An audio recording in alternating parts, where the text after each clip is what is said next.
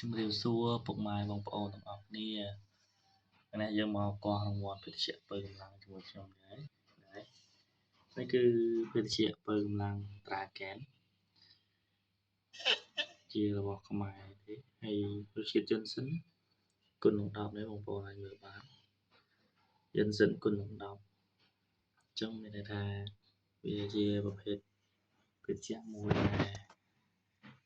សម្បូរទៅដោយយិនសិនច្រើនអញ្ចឹងហើយ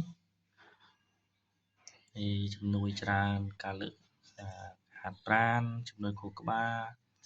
ការបើកបរនិងធម្មពលហ្នឹងហើយជំនួយបាន4មុខដែរយើងលេងកីឡាប្រាណយើងហែហត់អស់កម្លាំងហើយយើងអាចញ៉ាំបានអញ្ចឹងណាហ្នឹងហើយ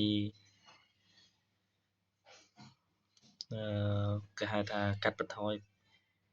កម្រិតស្ករហ្នឹងហើយភេទជ្ជៈបើកម្លាំងត្រាងកិនហ្នឹ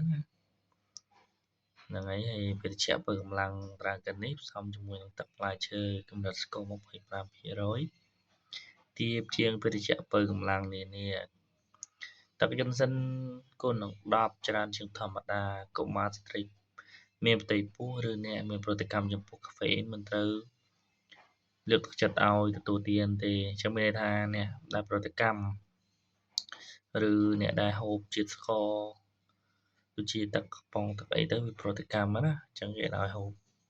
ពេលប្រតិកម្មអញ្ចឹងណាចំពោះអ្នកមានរោគអាសាតែប្រតិកម្មជាមួយនឹងភេទជ្ជៈអញ្ចឹងគេមិនលើកទឹកចិត្តទេហ្នឹងហើយឥឡូវយើងមើលបាតកំប៉ុងរបស់វាគឺ B26 27លេខ8ផតកណត់ថ្ងៃខែ10 2027អញ្ចឹងគេថាល្បីថាត្រូវរង្វាន់ច្រើនណាតាហ្គែនហ្នឹងគឺរង្វាន់ច្រើនមែនតើឥឡូវយើងមកពុតមើលរង្វាន់របស់គ្នាឥឡូវវាចេញថ្នេរមកបែបនេះ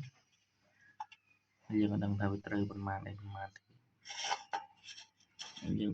កោះបន្ថែមទៀតតាំងដៃមែនតើគឺសញ្ញា thank you ទេមិនមែនត្រូវទេតែវាលោត